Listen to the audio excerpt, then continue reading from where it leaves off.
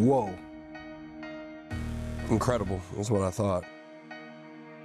God, no, yeah, he really is that big, and he made a 6'4", 230-pound DN look like a Tic Tac.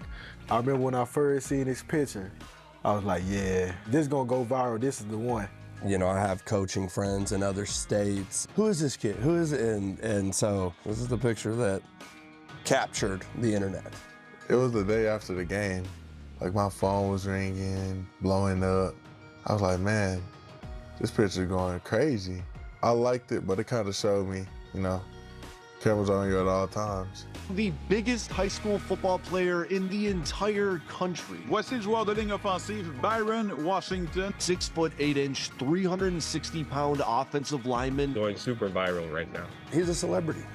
Thank you, Byron. Dad! I just got Byron! Whoa!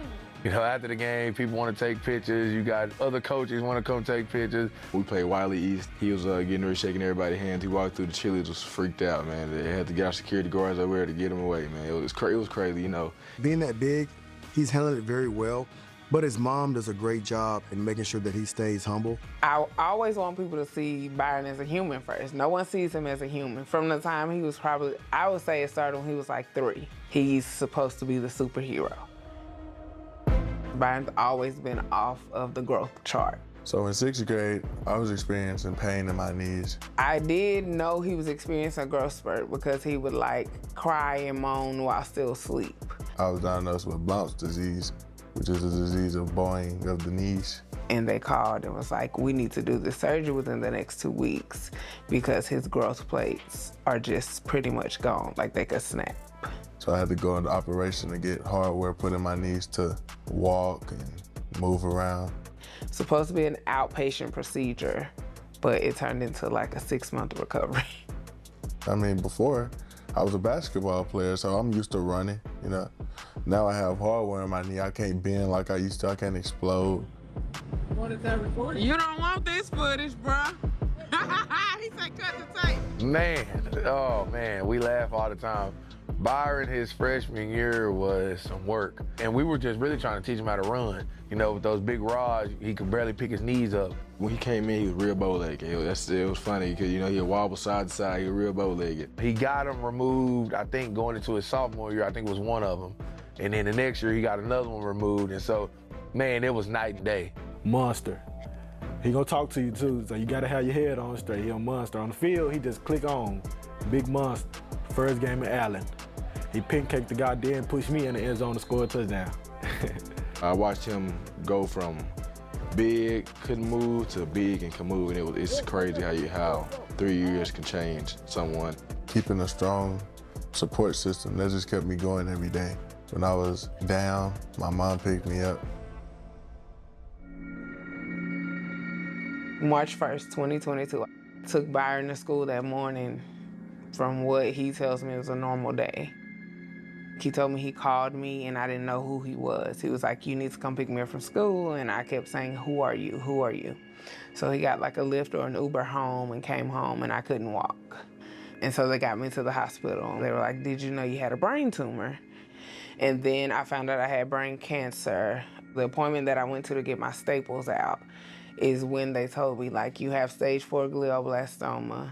They told me I had 6 months to live. When we left, we were outside waiting on a car to pick us up, and I said, Byron, do you understand what they're saying? And he said, yes, I know what they said. I'm not worried about it, Mama. You're gonna be fine. Went through chemo, radiation, all of that for about 6 or 7 months. Basically, it took up our entire lives because the radiation is 5 days a week, and then chemo as well. My hair loss, Byron would cut my hair. I would be depressed, crying. I went through a lot of emotional changes. I would have the radiation burns. He would change my wounds, would catch an Uber home because I'm stuck on the floor and can't get up. He would text me all throughout the day while he's at school, make sure I got food, help me with my meds, teaching me how to balance a checkbook or do my bank account. He was my parent. I never took it as I gotta do this. I always took it as long as she good, long as she getting better, It was plenty of days where I had to go up to physical therapy with her, Like, I walked out of there every day crying, you know. She didn't know that, but it was like, man, I gotta leave my mom in this hospital. My thing was always like, God, don't take me away from my son. I had him young, so this is like my best friend. That was like my #1 prayer.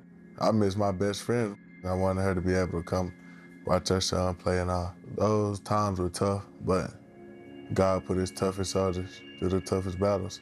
So that shaped me into who I am today. Most 14-year-old boys wouldn't do what my son did or couldn't do what my son did. His heart is huge. And in a society that is selfish, Byron is selfless. Like, Byron goes to feed the homeless 4 times a year. Wherever we go, he's gonna find a way to either give out a blessing bag or take a meal. He's extremely passionate about special needs community. At his school, like, they'll text my phone sometimes, like, hey, can you text Byron and ask him to come to the special ed department? That heart is there, and that'll carry you through tough times especially too. We were very blessed to see her make it through everything and blessed to have her right now part of us still. And it was not easy. It was very hard on her, and she was still checking up on her son throughout the whole process. So that's what kind of mom she is. Here we are like 2 years later, still getting my scans, and there's nothing.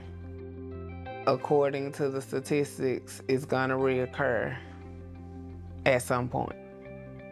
But we're just living life day by day. I'm just excited for the now, because there were times I couldn't come to a football game or where he had to look up there and I left during halftime because I wasn't feeling well. Each time I get the opportunity to go out there, I'm excited. You can find me, because I'm loud. Let's go! Lay him down!